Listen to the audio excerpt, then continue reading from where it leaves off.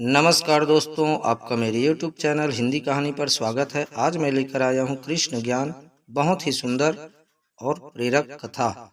एक औरत रोटी बनाते बनाते ओम भगवते वासुदेवाय नमः का जाप कर रही थी। अलग से पूजा का समय कहाँ निकाल पाती थी बेचारी, तो बस काम करते करते ही भगवान का नाम लेते रहती थी। एकाएक धड़ाम से जोरों की आवाज हुई और साथ में दर्दनाक चीख। कलेजा धक से रह गया। जब आंगन में दौड़कर झांकी तो 8 साल का चुन्नू चित पड़ा था।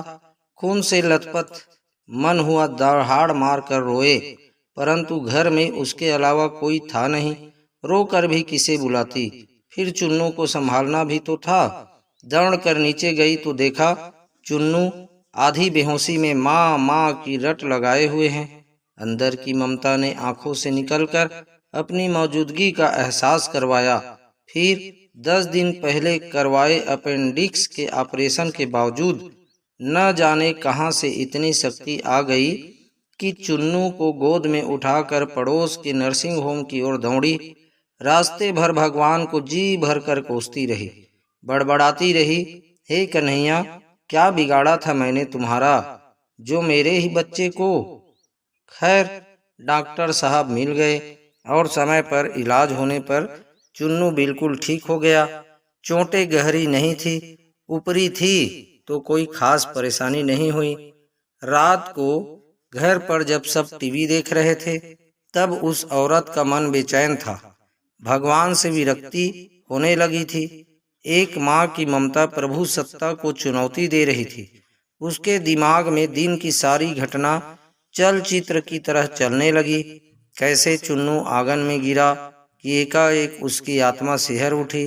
कल ही तो पुराने चाप कल का पाइप का टुकड़ा आंगन से हटवाया है, ठीक उसी जगह था जहां चिंटू गिरा पड़ा था। अगर कल मिस्त्री न आया होता तो उसका हाथ अब अपने पेट की तरफ गया, जहां टाँके अभी हरे ही थे ऑपरेशन के। आश्चर्य हुआ कि उसने 20-22 किलो के चुन्नू को उठाया कैसे। कैसे वो आधा किलोमीटर तक दौड़ती चली गई।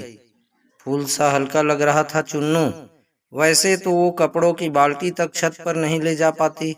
फिर उसे ख्याल आया कि डॉक्टर साहब तो 2 बजे तक ही रहते हैं, और जब वो पहुंची तो 3:30 बज रहे थे।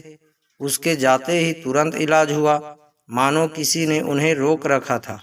उसका सर प्रभु चरणों में श्रद्धा से झुक गया। अब वो सारा खेल समझ चुकी थी। मन ही मन प्रभु से अपने शब्दों के लिए क्षमा मांगी।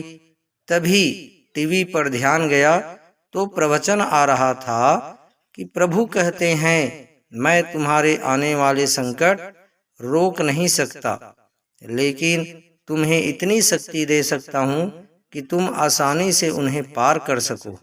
तुम्हारी राह आसान कर सकता हूँ, बस धर्म के मार्ग पर चलते रहो। उस औरत ने घर के मंदिर में झांक कर देखा तो कन्हैया मुस्कुरा रहे थे। जय श्री कृष्ण। मित्रों, आपको यह सुंदर जानकारी और कथा अच्छी लगी तो लाइक और शेयर अवश्य करें।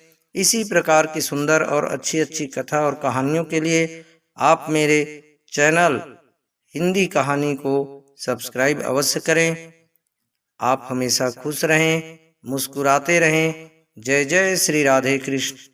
मित्रों, आप बेल आइकन को अवश्य दबाएं ताकि आप हमसे जुड़े रहें। राधे राधे, जय श्री कृष्ण।